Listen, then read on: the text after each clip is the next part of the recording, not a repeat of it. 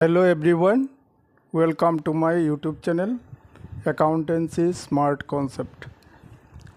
मैं Sajal Dutta, assistant professor.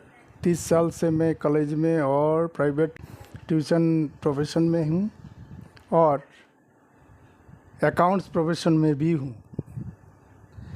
तो मैं सोचा क्यों ना मेरा एक्सपीरियंस लोगों का साथ शेयर करे।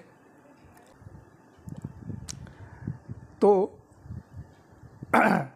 समय जाया ना करके आज मेरा फोर्थ वीडियो स्टार्ट कर रहा हूँ। पहला वीडियो में मैं बुक कीपिंग, ट्रांजैक्शन सिखाया, ट्रांजैक्शन कैसे पकड़ता है, ट्रांजैक्शन कितने टाइप का है, ये सब सिखा दिया। दूसरा वीडियो में मैं अकाउंटेंसी का एरिया और बुक कीपिंग का एरिया समझा दिया। तीसरा वीडियो में accounting rule, some basic rules में सिखा दिया। आज मैं जर्नल एंट्री कराऊंगा। जर्नल एंट्री का कुछ बेसिक चीज़ें सिखाऊंगा। जर्नल करने का पहले कुछ चीज़ें सीखना पड़ता है, ये मैं सिखा रहा हूँ। तो एसेट्स भी सिखा दिया, गुड्स सिखा दिया, स्टेशनरी सिखा दिया, कितने टाइप का गुड्स होता है ये भी सिखा दिया। तो आज 2 चार्ट दूंगा। जर्नल करने के लिए 2 मेथड है, एक अमेरिकन मेथड और एक ब्रिटिश मेथड। तो हम लोग जब बचपन में सीखा था, हम लोगों का टाइम में ये अमेरिकन अप्रोच नहीं था, हम लोग ब्रिटिश फॉर्मूला में सीखा था। गोल्डन रूल बोलता है इसको।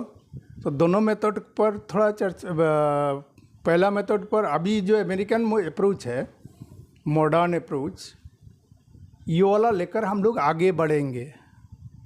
फिर भी गोल्डन मेथड को हम लोग नहीं छोड़ेंगे, क्योंकि परीक्षा में थ्योरी आता है।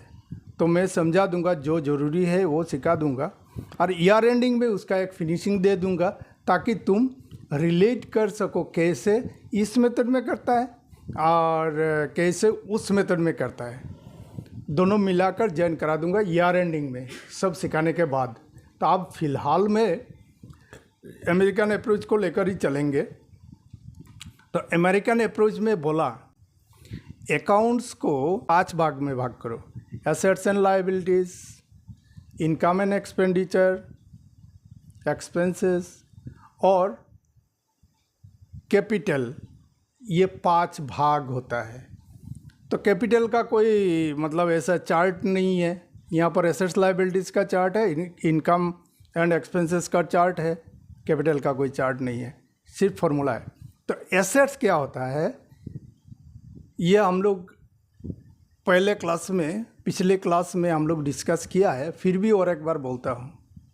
जो हम लोग बिजनेस के लिए यूज़ करने के लिए रखते हैं, संपत्ति होता है, बिजनेस का संपत्ति होता है, जो बिजनेस करने के लिए ज़रूरत भी पड़ता है।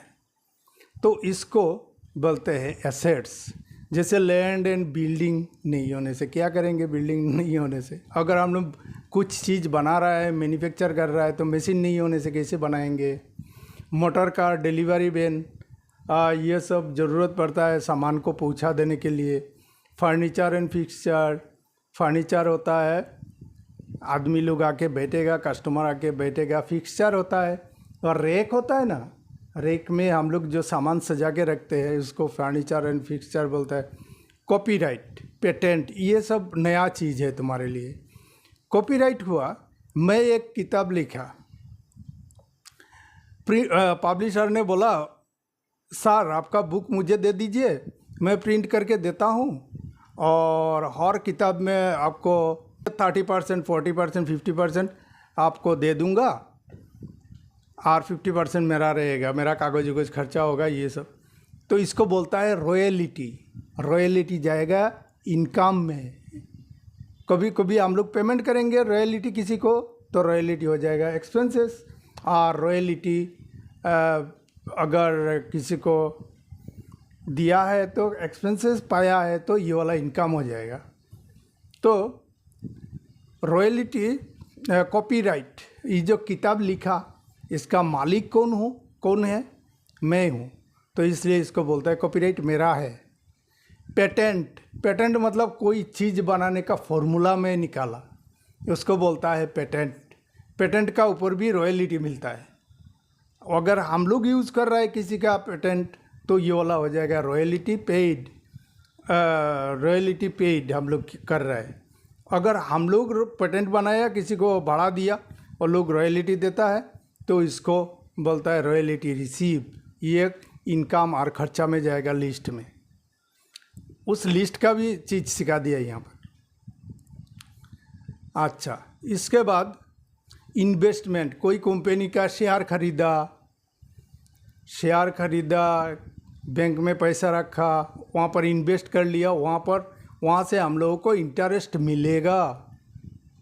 तो इंटरेस्ट मिलेगा तो इनकम होगा, इनकम चार्ट में जाएगा। अगर हम लोग किसी को लोन लिया किसी से, बैंक से हो और कहीं से लिया, तो इस लोन का ऊपर इंटरेस्ट हम लोग देंगे, ये वाला खर्चा का लिस्ट में जाएगा। अच्छा, लाइव स्टॉक, जिंदा स्टॉक क्या होता है? मुर्गी का फार्म, गाय का फार्म, ये सब में जब लाइव स्टॉक होता है। जिंदा स्टॉक। बिल रिसीवेबल, आजकल बिल रिसीवेबल चलता नहीं है, पहले चलता था बहुत। बिल रिसीवेबल क्या होता है? जैसे मेरा दुकान में कोई एक जान पहचान आया, सामान खरीदा, वो बोला मैं तो पैसा दूंगा 1 महीना बाद। तो बोला ठीक है, तो मैं बिल लिख लिया, कागज़ लिख लिया। जो मिस्टर एक्स ने मेरा दुकान से सामान लिया, तो बोला 1 महीना बाद पैसा देगा। उसका ऊपर रेवेन्यू स्टाम्प लगा के सिग्नेचर करके वो दे गया वो आदमी। इसको बोलता है बिल रिसीवेबल। और जो आदमी ये बिल लेगा उसका कर्नर से ये वाला होगा बिल्स पेएबल। ये लाइबिलिटी हो जाएगा उस आदमी के लिए, देना पड़ेगा। ये जितना संपत्ति है एसेट्स और जितना लाइबिलिटी है वो मतलब देना पड़ेगा। बिजनेस ने दूसरों को देना है, ये वाला होता है लाइबिलिटी। अब बिजनेस का पास संपत्ति है ये वाला। तो बिल रिसीवेबल समझ गया। डेटोर क्या होता है? DEBTOR, डेटोर बोलना। डेटोर होता है हम लोग का बाकी कस्टमर जिसका पास बेचा है, बाद में पैसा पाऊंगा। प्रीपेड एक्सपेंसेस, तुम्हारा कोई स्टाफ है उसको कोई एडवांस पेमेंट कर दिया, उसको होता है prepaid expenses. Rent advance payment कर दिया तो रेंट प्रीपेड। प्रीपेड एक्सपेंसेस मतलब एडवांस दे दिया, ये वाला हमारा संपत्ति है। अगर टाइम का पहले ये वाला रिकवर नहीं हुआ तो ये वाला संपत्ति उस आदमी से रिकवर करेंगे पैसा। आउटस्टैंडिंग इनकम, कोई इनकम इंटरेस्ट हो गया, हम लोग अब तक पाया नहीं, ये वाला हम लोगों का संपत्ति हो गया, हम लोग पाएंगे, आज हो या 2 दिन बाद हो। लोन गिवन, किसी को लोन दिया है, हम लोग किसी को लोन दिया है, ये वाला हो जाएगा एसेट्स। कैश और बैंक, ये वाला भी एसेट्स। तो एसेट्स समझ में आ गया। अभी लायबिलिटी, बिल पेएबल, और देखो बिल रिसीवेबल का उल्टा बिल्स पेएबल, डेटर का उल्टा बिल्स पेएबल। ये मैं सिस्टमेटिक लिख के रखा ताकि तुम्हारा याद करने में इजी हो। तो प्रीपेड एक्सपेंसेस हुआ एसेट्स। तो income received in advance, advance में हम लोग एडवांस प्रीपेड, कोई सैलरी, किसी को सैलरी एडवांस दिया तो ये वाला हम लोगों का हो गया assets. Income received in advance, income हुआ नहीं, एडवांस सैलरी ले लिया या कमीशन ले लिया, हम लोग बिजनेस कमीशन का करते हैं तो कमीशन ले लिया एडवांस, तो ये वाला हो जाएगा हम लोग का लायबिलिटी। ये वाला देना पड़ेगा या एडजस्ट करना पड़ेगा आने वाला कमीशन से। आउटस्टैंडिंग एक्सपेंसेस, किसी को आउटस्टैंडिंग है, देखो इनकम, आउटस्टैंडिंग इनकम, हमारा इनकम है, पाना बाकी है एसेट्स, हमारा खर्चा है और देना बाकी है, तो ये वाला लायबिलिटी। जितना देना है इधर हमारा बिजनेस से दूसरों को देना है तो लायबिलिटी, बिजनेस का संपत्ति है तो एसेट्स। लोन टेकन, लोन लिया, हम लोग लिया, तो ये वाला हो जाएगा लाइबिलिटी बिजनेस का। लोन दिया तो ये वाला हो जाएगा, लोन किसी को दिया तो ये वाला एसेट्स। कैश का बैंक ओवरड्राफ्ट, बैंक में पैसा है हम लोगों का तो ये वाला हम लोगों का एसेट्स। और बैंक में जितना पैसा है उससे ज़्यादा ले लिया तो ये वाला होता है बैंक ओवरड्राफ्ट।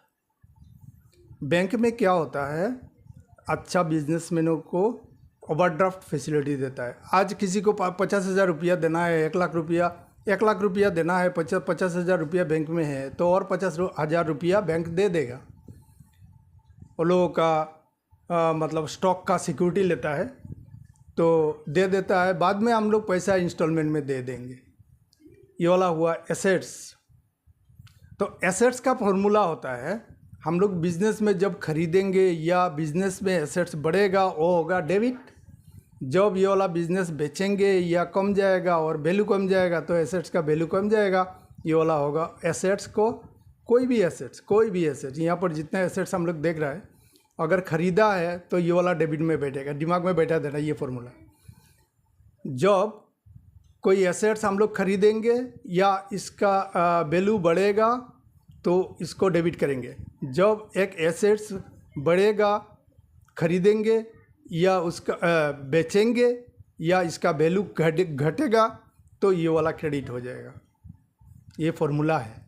लायबिलिटी इसका उल्टा होता है। लायबिलिटी ये वाला इंक्रीज होगा तो क्रेडिट होगा, ये वाला डिक्रीज होगा तो डेबिट होगा। तो एसेट्स का फॉर्मूला हम लोग, एसेट्स और लायबिलिटी क्या है, एसेट्स क्या है समझ गया, एसेट्स का फॉर्मूला क्या होता है ये भी समझ गया, लायबिलिटी का फॉर्मूला क्या होता है ये भी समझ गया। इसका उल्टा ये होता है।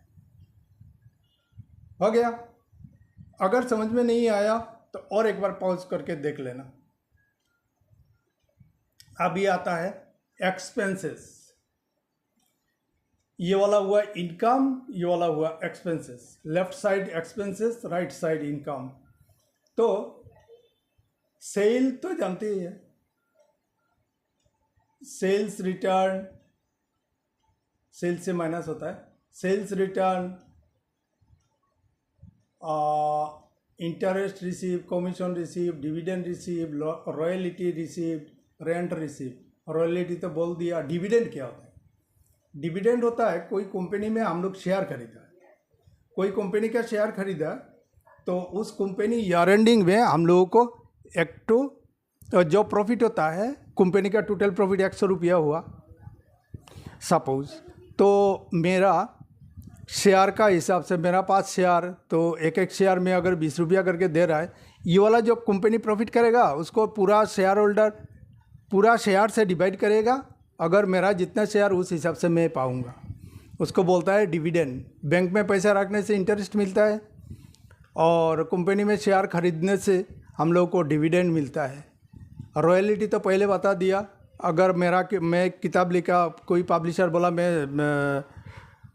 मैं प्रिंट करके बेच दूंगा, आप मेरा कॉपीराइट दे दीजिए, मैं बेचूंगा, बेच के आपका पैसा दूंगा 30% 40% जो भी हो, इसको बोलता है रॉयल्टी। रेंट तो जानता ही है, हाउस रेंट होता है। कमीशन, किसी का सामान बेच के दे रहा हूँ, वो लोग कमीशन देगा हम लोगों को। ये हुआ इनकम बिजनेस का। ये वाला सीख लेने से, ये वाला चार्ट सीख लेने से, ये 2 चार्ट सीख लेने से फ्यूचर में जब हम लोग फाइनल अकाउंट करेंगे तब जाके इजीली समझ में आ जाएगा फाइनल अकाउंट। तो मैं उस हिसाब से दूर में क्या होगा, बाद में क्या होगा, कौन सा चीज़ ज़रूरत पड़ेगा, जो कौन सा चीज़ ज़रूरत नहीं पड़ेगा, उसको ध्यान में रखते हुए आज मैं सिखा रहा हूँ तुम लोग को। ये वाला सीख लेना, अच्छा रहेगा। तो अभी इनकम का फॉर्मूला क्या है वो देखो, 4 नंबर फॉर्मूला। पहले 2 सीखा, एसेट्स एंड लायबिलिटीज़ का फॉर्मूला सीखा। ये देखो 3, 4 और 5 आया, 4 सिखा रहा हूँ अभी। इनकम जब हम लोग रिसीव करते हैं, इनकम जब होता है तब ये वाला क्रेडिट होता है। इनकम और रेवेन्यू जब इंक्रीज़ होता है तब क्रेडिट होता है। इनकम और रेवेन्यू जब डिक्रीज़ होता है तब डेबिट होता है। इसका उल्टा 4 नंबर का उल्टा 3 नंबर देखो, ये वाला इंक्रीज होता है तो डेबिट होता है, खर्चा ये सारा खर्चा है, खर्चा जब इंक्रीज होता है तब डेबिट होता है और डिक्रीज जब होता है तब क्रेडिट होता है। और ये वाला हुआ कैपिटल, कैपिटल का ऐसा कोई चार्ट नहीं है।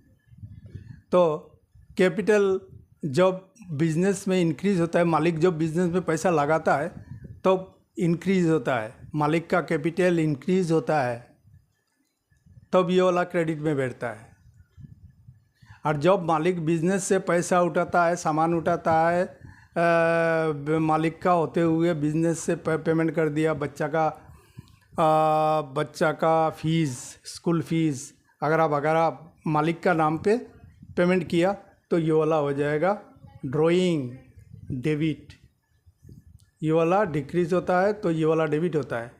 मालिक का कैपिटल बिजनेस में आकर बढ़ता है तो हो जाता है मालिक का कैपिटल होगा क्रेडिट। ये वाला दिमाग में बैठा देना। ये वाला हुआ अमेरिकन अप्रोच का टोटल बात। एसेट्स का चार्ट सीखना पड़ेगा, लायबिलिटी का चार्ट सीखना पड़ेगा। एसेट्स का फॉर्मूला क्या है, लायबिलिटी का फॉर्मूला क्या है। एसेट्स का उल्टा लायबिलिटी, खर्चा और इनकम। इनकम का फॉर्मूला का उल्टा होता है खर्चा का फॉर्मूला। और एक्स्ट्रा एक्ट रह गया ये वाला कैपिटल 5, नंबर 5। तो when capital decrease, capital increase होता है तो क्रेडिट होता है, कैपिटल डिक्रीज होता है तो डेबिट होता है। ये वाला सीख लिया हम लोग, अमेरिकन अप्रोच का चीज़ें सीख लिया। अभी ये सब मैं ऐसे ही सिखा रहा हूँ, ये सब में इतना ध्यान नहीं देंगे अभी। ये वाला जब हम लोगों का मतलब चैप्टर ख़त्म हो जाएगा, पूरा कोर्स कंप्लीट करा दूंगा, तब इसको उसका साथ थोड़ा ज्वाइन करके दिखा दूंगा, मिला के दिखा दूंगा, हो जाएगा, रिलेट कर सकेगा। लेकिन परीक्षा में थ्योरी आ सकता है। गोल्डन रूल लिखो तो ये वाला गोल्डन रूल का 1 नंबर फॉर्मूला, ये 2 नंबर फॉर्मूला, ये 3 नंबर फॉर्मूला, ठीक है। और गोल्डन रूल में अकाउंट्स को 3 भाग में भाग किया। जैसे एक आदमी को बोला आप लोग अकाउंट्स को कितने भाग में भाग करोगे, अमेरिकन आदमी को वो लोग बोला 5 भाग में। एक two way assets, liabilities, expenses, income और कैपिटल। वो लोग बोल रहा है ब्रिटिश लोगों को पूछेंगे तो वो लोग बोलेगा हम लोग 3 टाइप में भाग कर रहे हैं, पर्सनल अकाउंट, रियल अकाउंट और नॉमिनल अकाउंट, ठीक है। तो personal account, real account, nominal account, देखो इसमें से सबसे इजी है नॉमिनल अकाउंट। नॉमिनल अकाउंट का चार्ट याद करना इजी है। सारा खर्चा और इनकम, सारा खर्चा और इनकम। रियल अकाउंट में आता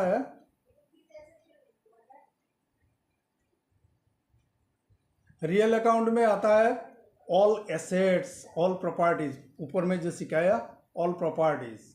और पर्सनल अकाउंट में थोड़ा झमेला है। पर्सनल अकाउंट 3 टाइप का होता है, थोड़ा देखना पड़ेगा, ये वाला याद करना पड़ेगा। ये सब अकाउंट राइट साइड में लिख दिया, और कौन सा टाइप का कौन सा अकाउंट है ये वाला राइट साइड में लिख दिया।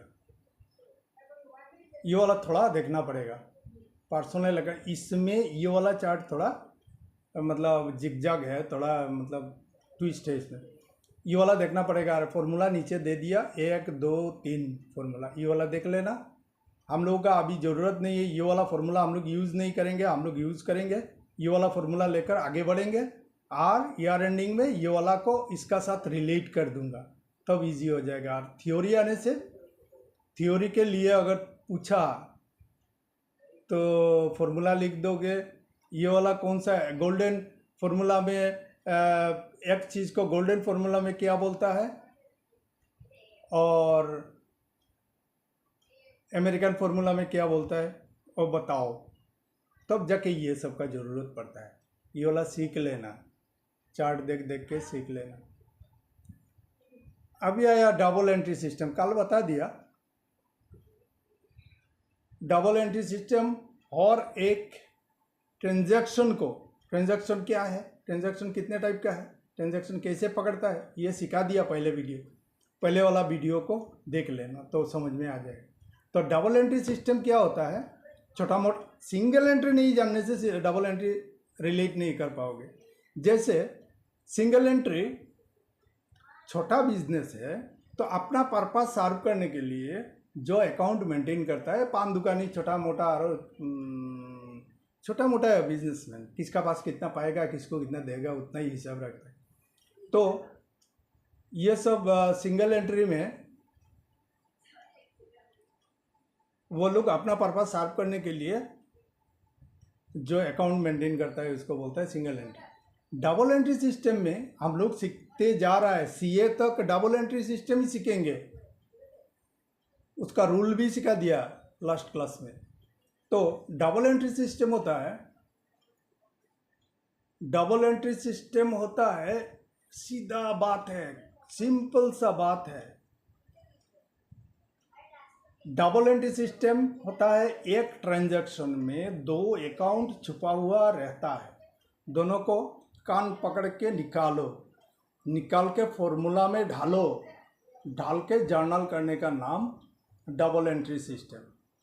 सपोज हमारा बिजनेस में 10 ट्रांजैक्शन हुआ, 10 ट्रांजैक्शन का 20 पार्ट हुआ, डबल हुआ, डबल एंट्री, तो 20 अकाउंट निकलेगा, उसको फॉर्मूला का हिसाब से हम लोग एंट्री करेंगे। सिंगल एंट्री में क्या हुआ, 20 ट्रांजैक्शन हुआ, उसमें से 10 ट्रांजैक्शन लिखा ही नहीं, लिखेगा ही नहीं।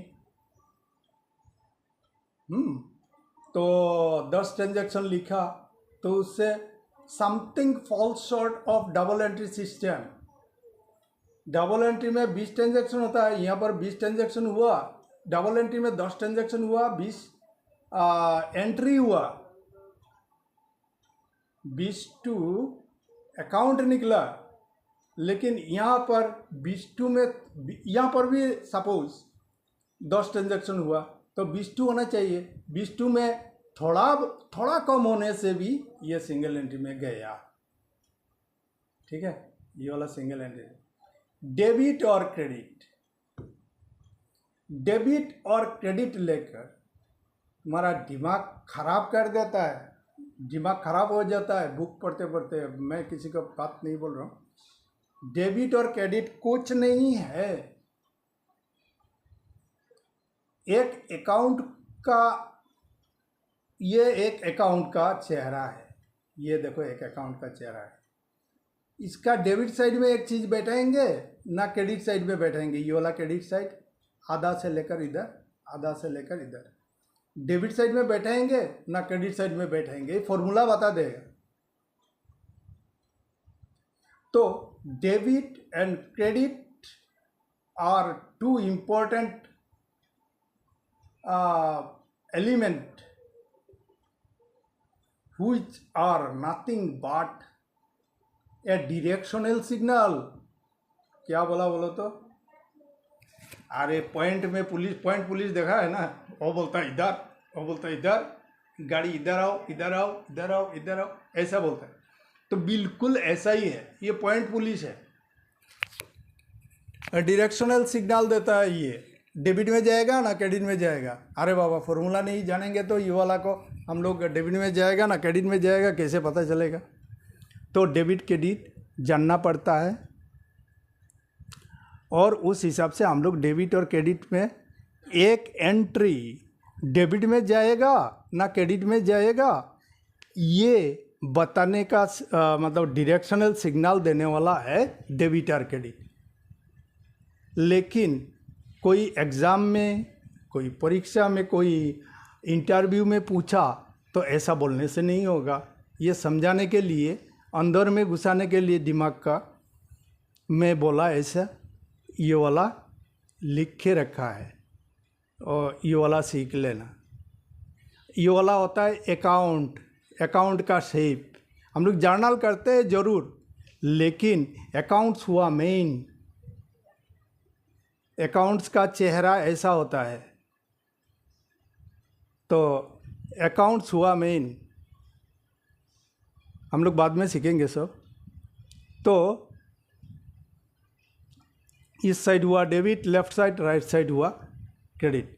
लेफ्ट साइड में एक चीज़ लिखने का नाम डेबिट, राइट साइड में लिखने का नाम क्रेडिट। तो ये वाला हम लोग जर्नल लेजर जब सीखेंगे ये वाला क्लियर होके आ जाएगा। खाली याद रखना, इसको टी शेप भी बोलता है। टी शेप अकाउंट लेजर को क्या बोलता है? टी शेप अकाउंट भी बोलता है। अच्छा, स्टेप और साइकिल ये सब तो बता दिया उस दिन। अकाउंटिंग का जर्नल करेंगे, इसके बाद जर्नल से लेजर पोस्टिंग करेंगे, इसके बाद बैलेंसिंग करेंगे, एडलेस करेंगे। डेबिट साइड में हुआ 20 रुपया, क्रेडिट साइड में हुआ 5 रुपया, तो 15 रुपया बैलेंस हो गया। बैलेंस इस अकाउंट का बैलेंस रह गया 15 रुपया। क्या बोला बोलो तो?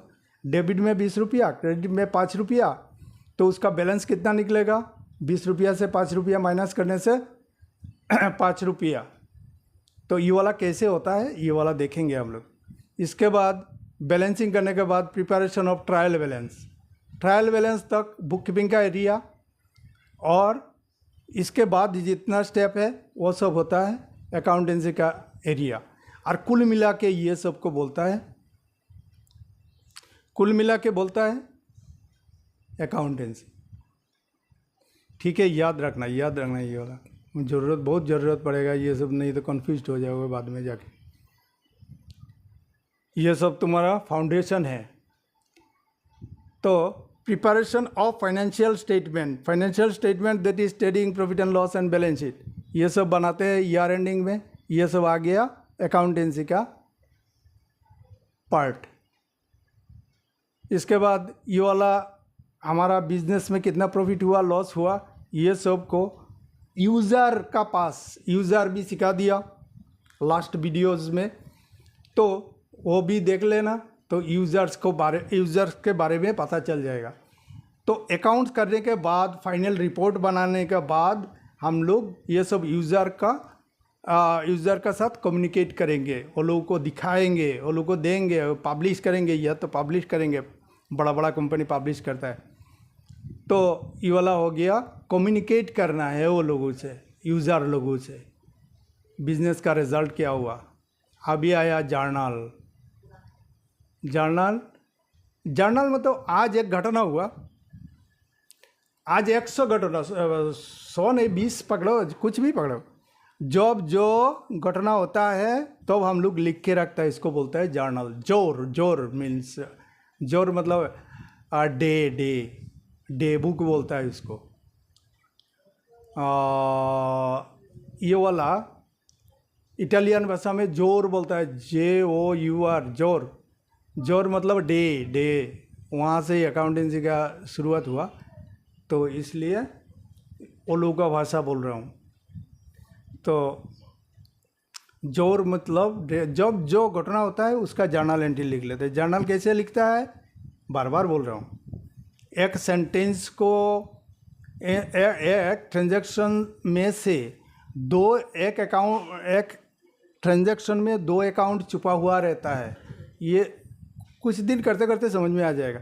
तो इसको कान पकड़ के 2 अकाउंट निकाल के फॉर्मूला लगाओ। तुम कौन सा फॉर्मूला यूज़ कर रहे हो, अमेरिकन ना गोल्डन? वो फॉर्मूला गोल्डन है तो गोल्डन का चार्ट फॉलो करो और फॉर्मूला लगाओ। अमेरिकन है तो अमेरिकन चार्ट फॉलो करो, फॉर्मूला लगाओ। कान पकड़ के पहले 2 अकाउंट निकालो एक ट्रांजैक्शन से, इसके बाद फॉर्मूला लगाओ अपना अपना हिसाब से, इसके बाद जर्नल करो। हम लोग नेक्स्ट क्लास से जर्नल शुरू करूँगा। स्टेप ऑफ जर्नल ये और पढ़ लेने से हो जाएगा। नेक्स्ट क्लास से शुरू कराऊंगा जर्नल। ये वाला सीख लेना, पहले चार्ट पढ़ लेना, आज रात को ही पढ़ लेना, इजी लगेगा। देखो ये सब अकाउंट सिर्फ स्टूडेंट के लिए नहीं, बहुत सारा